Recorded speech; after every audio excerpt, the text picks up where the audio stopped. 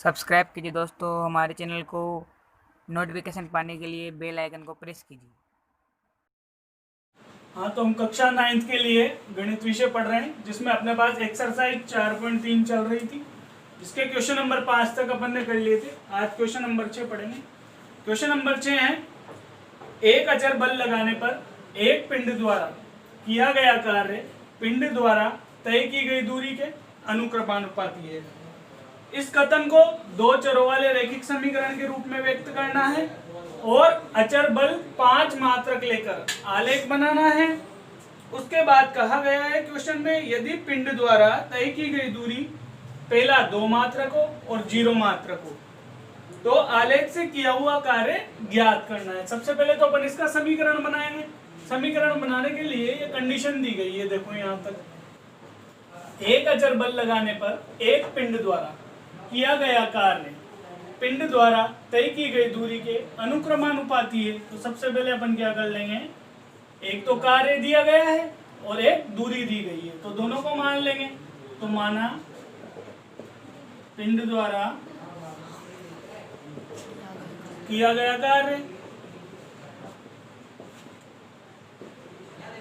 कार्य क्या है, x मान लिया अपन ने। तो पिंड द्वारा ये भी मानना पड़ेगा तय की गई दूरी क्या मान ली अपन ने, y मान ली। ठीक है, अब अपन को जो कंडीशन दी गई है उस कंडीशन के हिसाब से समीकरण बनाना है। कंडीशन दी गई है एक अचर बल है। ये जब आप बड़ी क्लासों में जाओगे तो समझ में आ जाएगा आपको। अचर बल लगाने पर पिंड द्वारा किया गया कार्य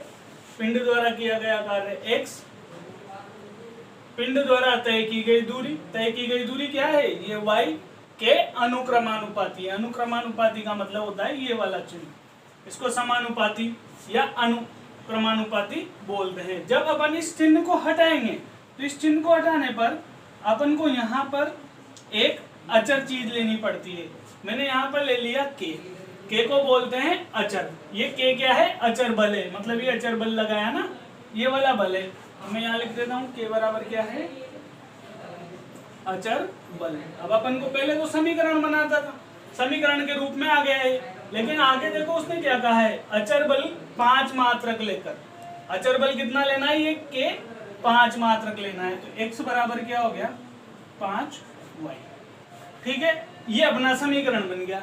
समीकरण बनते ही इस समीकरण का अपन को आलेख बनाना है।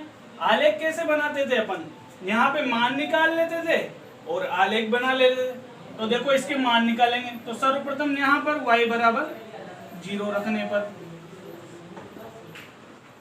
0 रख दें तो ये क्या हो जाएगा, x बराबर 5 गुणा 0। तो x बराबर क्या आ गया, 0। मतलब पहला बिंदु तो क्या आ गया, 0,0। अब दूसरा बिंदु निकालेंगे, y बराबर 1 रखने पर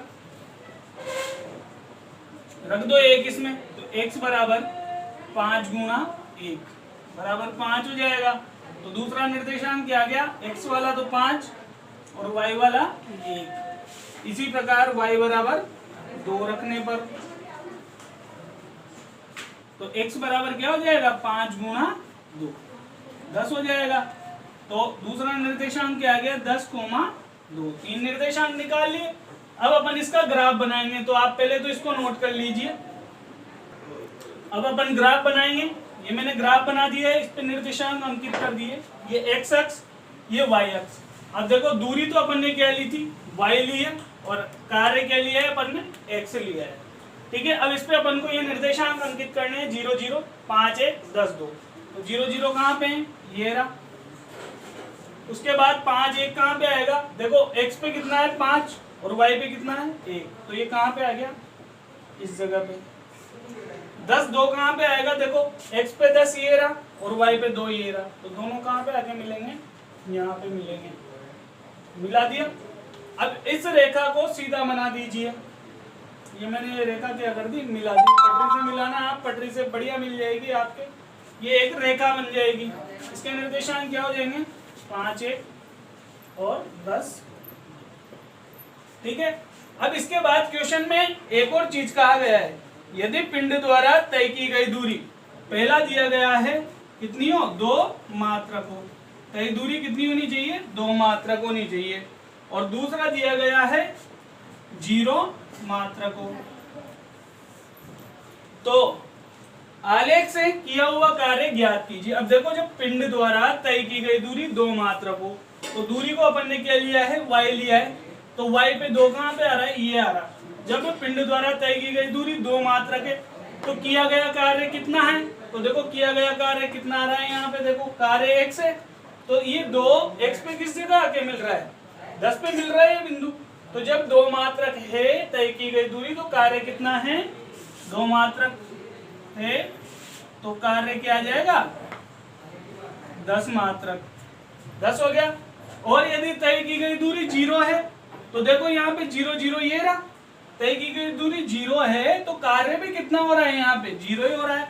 तो जब दूरी 0 है तो कार्य भी क्या हो जाएगा, 0 हो जाएगा। ये आपका सवाल हो गया, इसको नोट कर लीजिए। क्वेश्चन नंबर 7 देखिए। क्वेश्चन नंबर 7 है, एक विद्यालय की कक्षा 9 की छात्राओं ने, 2 छात्राएं यामिनी और फातिमा ने मिलकर भूकंप पीड़ित व्यक्तियों की सहायता के लिए प्रधानमंत्री राहत कोष में 100 रुपए अंशदान किया। इसके आगे क्वेश्चन है, एक रैखिक समीकरण लिखिए जो इन आंकड़ों को संतुष्ट करती हो और इस समीकरण का आलेख बनाइए। तो मैं यहाँ पे आपको समीकरण सीधा बता देता हूँ। कंडीशन ये है, मैंने यहाँ तक ही लिखा है सवाल, बाकी का आगे आपको लिखना है। तो देखो यामिनी और फातिमा ने मिलकर भूकंप पीड़ित व्यक्तियों की सहायता के लिए प्रधानमंत्री राहत कोष में 100 रुपए दिए। तो अपन दोनों का अंश मान लेंगे। माना यामिनी का अंशदान क्या मान लेंगे, 100 रुपए। इसी प्रकार फातिमा का अंशदान क्या मान लेंगे, y रुपए। अब दोनों ने मिलकर कितने रुपए दिए, टोटल 100 रुपए दिए। तो दोनों ने मिलकर ये x प्लस वाई बराबर 100 रुपए दिए। अब अपन क्या करेंगे, एक मान इधर रख लेंगे, एक मान उधर भेज देंगे। तो मैंने यहाँ पे x रख लिया इधर, ये क्या हो गया 100 माइनस वाई। समीकरण तो ये बन ही गया अपने पास। अब इस समीकरण का आलेख बनाना था अपन को, तो उसके लिए अपन बिंदु निकालेंगे। बिंदु निकाल रहा हूं मैं। अब देखो y बराबर क्या रख दूं, सबसे पहले 0 रखने पर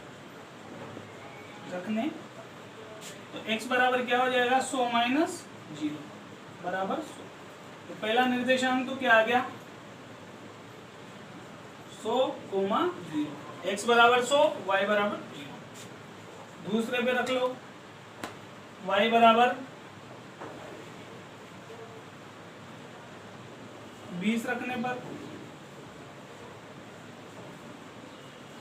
x बराबर क्या हो गया, 100 माइनस 20 बराबर 80। तो दूसरा निर्देशांक क्या आ गया, 80, 20। ठीक है, यहाँ पे जरूरी नहीं है 20 ही रखो, तुम कुछ भी रख सकते हो। फिर y बराबर 40 रखने पर x बराबर क्या हो जाएगा, 100 माइनस 40 बराबर 60। तो दूसरा निर्देशांक क्या आ गया, 60, 40। ये निर्देशांक नोट कर लीजिए आप। अब इसका ग्राफ कैसे बनाएंगे ये मैं आपको बताता हूँ। अब ग्राफ देखिए, बिंदु थे अपने पास 100, 0, 80, 20, 60, 40। मान देखो 10 के आंकड़ों में आ रहे हैं, तो अपन यहाँ पे क्या लिख लेंगे, माना एक खाना बराबर 10 इकाई बराबर। ठीक है, x अक्ष पे भी यही, y अक्ष पे भी यही। ठीक है, तो 10, 20, 30, 40, 50, 60, 70, 80, 90, 100 ये तो हो गए x पे, ये हो गए y पे। माइनस वाले मान है ही नहीं तो ये नहीं लिखेंगे। अब बिंदु अंकित करने हैं। पहला बिंदु है 100, 0, x पे 200, y पे 0, तो ये कहाँ पे आ जाएगा, यहाँ पे। दूसरा बिंदु है 80, 20, x पे तो 80 और y पे 20, कहाँ पे आएगा, ये इस जगह पे आ जाएगा। तीसरा बिंदु है 60, 40, 60 ये रहा, 40 ये रहा, तो ये कहाँ पे आ जाएगा, इस जगह पे आ जाएगा। ठीक है, तीनों बिंदु मिल रहे हैं क्या, रेखा बना दीजिए तीनों बिंदुओं को मिलाते हुए, ये बन गई रेखा। और इन बिंदुओं पर बिंदु अंकित कर दीजिए। ये तो था 60, 40, ये था 80, 20 और ये था 100, 0। ये आपका आलेख बन गया, इसको नोट कर लीजिए। अब क्वेश्चन नंबर 8 देखिए। क्वेश्चन नंबर 8 है, अमेरिका और कनाडा जैसे देशों में तापमान फ़ारेनहाइट में मापा जाता है, जबकि भारत जैसे देशों में तापमान सेल्सियस में मापा जाता है। यहाँ फ़ारेनहाइट को सेल्सियस में बदलने के लिए या रूपांतरित करने के लिए एक रैखिक समीकरण दिया गया है। रैखिक समीकरण ये वाला है। अब इस रैखिक समीकरण से उसने 5 क्वेश्चन पूछ लिए अपन को, तो 5 क्वेश्चन अपन को हल करना है। पहला क्वेश्चन जो पूछा है वो है सेल्सियस को एक्स अक्ष मानना है। सेल्सियस का मतलब सी है, फ़ारेनहाइट का मतलब एफ है। तो सेल्सियस को एक्स अक्ष और फ़ारेनहाइट को वाई एक्स मानकर आलेख खींचिए। अब देखो आलेख कैसे बनाएंगे। सबसे पहले तो सेल्सियस को एक्स अक्ष बोला तो सेल्सियस की जगह एक्स अक्ष रख दीजिए। फ़ारेनहाइट को वाई एक्स बोला तो फ़ारेनहाइट की जगह वाई रख दीजिए। तो वाई बराबर 9/5 एक्स प्लस 32। अब अपन क्या करेंगे, x के मान रखते जाएंगे, y के मान आते जाएंगे। तो सबसे पहले x बराबर क्या रख दो, 0 रखने पर, x बराबर 0 रखने पर देखो y बराबर क्या हो जाएगा, 9/5 गुणा 0 प्लस 32। तो y बराबर क्या हो गया, तो 0 हो गया, बचा क्या 32। तो पहला बिंदु क्या आ गया, 0,32। इसी प्रकार देखो x की जगह और मान रख दीजिए, x बराबर 1 रखने पर तो y बराबर क्या हो जाएगा, 9/5 गुणा 1 प्लस। इसको हल कर लेना। ये मान आपको निकालना है, ऐसे 3 मान निकालने हैं और इनका ग्राफ बनाना है। मैंने ये समीकरण बना के बता दिया है, ये आपके होमवर्क के रूप में। तो इसका आलेख आपको बनाना है और मेरे नंबर पर सेंड करना है। इसको नोट कर लीजिए, एक बिंदु मैंने बता दिया है, बाकी के आप निकालोगे। अब दूसरा क्वेश्चन पूछा है उसने, यदि तापमान 30 डिग्री सेल्सियस है तो फ़ारेनहाइट में तापमान क्या होगा। सेल्सियस का तापमान कितना दे दिया उसने, 30 डिग्री। ये अपन को तापमान परिवर्तित करने का समीकरण था। तो सेल्सियस की जगह कितना रख दो, इसमें 30 रख दो, जिसमें फ़ारेनहाइट में तापमान आ जाएगा। तो ये F बराबर 9/5, इसी की जगह क्या रखना है, 30 रखना है प्लस 32। 5 से कट रहेगा 30, काट दो, कितनी बार कटा, 6 पंजे 30। अब देखो 9 गुणा 6, 9 छंग कितना हुआ, 54 प्लस 32, जोड़ दो, 4 और 2 6, 5 और 3 8। तो देखो जब तापमान 30 डिग्री सेल्सियस है तो फ़ारेनहाइट में तापमान कितना होगा, 86 होगा। इसी प्रकार तीसरा कहा गया है, यदि तापमान 95 डिग्री फ़ारेनहाइट है तो सेल्सियस में क्या होगा। अब देखो तापमान फ़ारेनहाइट में दे दिया और सेल्सियस में पूछ लिया, तो फ़ारेनहाइट की जगह क्या रख देंगे, 95 रख देंगे। तो ये फ़ारेनहाइट की जगह क्या रख दिया मैंने, 95 बराबर 9/5 C प्लस 32। अब देखो C का मान निकालना है, इस 32 को इधर लेके आ जाओ, 95 माइनस 32 हो जाएगा, ये प्लस है, इधर आते माइनस हो जाएगा, इधर क्या बचेगा 9/5 C। घटाओ, 5 में से 2 गया, 3 बचा, 9 में से 3 गया, 6 बचा। ठीक है, बराबर में क्या चल रहा है, 9/5 C। अब इधर देखो C के गुणा में 9/5 है, जब मैं इसको इधर भेजूंगा तो जस्ट इसका उल्टा हो जाएगा, ये 9 तो नीचे आ जाएगा और 5 ऊपर चल जाएगा। तो ये 63 गुणा 9/5 को इधर भेजा मैंने, तो ये क्या हो गया, 5/9 बराबर क्या हो गया C। इधर C बचा, C का मान निकालना था अपन को। कट रहा है क्या, काट दो, 9 से 1 63 कट रहा है 7 बार, और 7 को 5 से गुणा किया तो कितना आ गया, 35। तो जब तापमान 95 डिग्री फ़ारेनहाइट होगा तो सेल्सियस में क्या होगा, तापमान 35 डिग्री सेल्सियस होगा। नोट कर लीजिए इसे। अब क्वेश्चन नंबर 4 देखिए 8वें का, यदि तापमान 0 डिग्री सेल्सियस है तो फ़ारेनहाइट में क्या होगा, और 0 डिग्री फ़ारेनहाइट है तो सेल्सियस में क्या होगा। अब देखो तापमान 0 डिग्री सेल्सियस है तो यहाँ पे 0 रख देना, तो फ़ारेनहाइट में कितना आ जाएगा, 32। ये आपको करना है। और 0 डिग्री फ़ारेनहाइट है तो सेल्सियस में क्या होगा, फ़ारेनहाइट की जगह 0 रख देना और C का मान निकाल लेना। ये आपको हल करना है। इसी प्रकार क्वेश्चन नंबर 5 देखिए। क्वेश्चन नंबर 5 में कहा गया है, क्या ऐसा भी कोई तापमान है जो फ़ारेनहाइट और सेल्सियस में दोनों के लिए संख्यात्मक समान है? यदि हाँ तो उसे ज्ञात कीजिए। तो ऐसा एक तापमान होता है जिस पर दोनों के मान क्या होते हैं? समान होते हैं। वो तापमान होता है -40। कितना होता है ये तापमान? -40। तो देखो अब एक बार तो फ़ारेनहाइट की जगह -40 रख दो और सेल्सियस का मान ज्ञात करो। तो वो तापमान क्या हो गया? -40। ठीक है, ये लिख दिया अपन ने। अब मैं इस -40 को एक बार फ़ारेनहाइट की जगह रखूंगा और सेल्सियस ज्ञात करूंगा। तो मैंने फ़ारेनहाइट की जगह क्या रख दिया? -40। उसने यही तो कहा है, क्या ऐसा भी कोई तापमान है जो फ़ारेनहाइट और सेल्सियस में दोनों के लिए संख्यात्मक समान है? मतलब फ़ारेनहाइट में -40 लिया तो सेल्सियस का आंसर भी -40 ही आना चाहिए। तो ये 9/5, इसके साथ ये C + 32। इस 32 को इधर भेज दो, माइनस का हो गया, तो -40 -32 9/5 C। दोनों को जोड़ा, कितना हो गया? -72 बराबर में क्या चल रहा है? 9/5 C। अब मान अपन को C का निकालना है। C के गुणा में 9/5 है, इधर भेजेंगे तो क्या हो जाएगा? 5/9। ये -72 गुणा 5/9 बराबर में क्या हो जाएगा? C। देखो 9 से कट रहा है कि 72 कट रहा है, 8 नाम 72।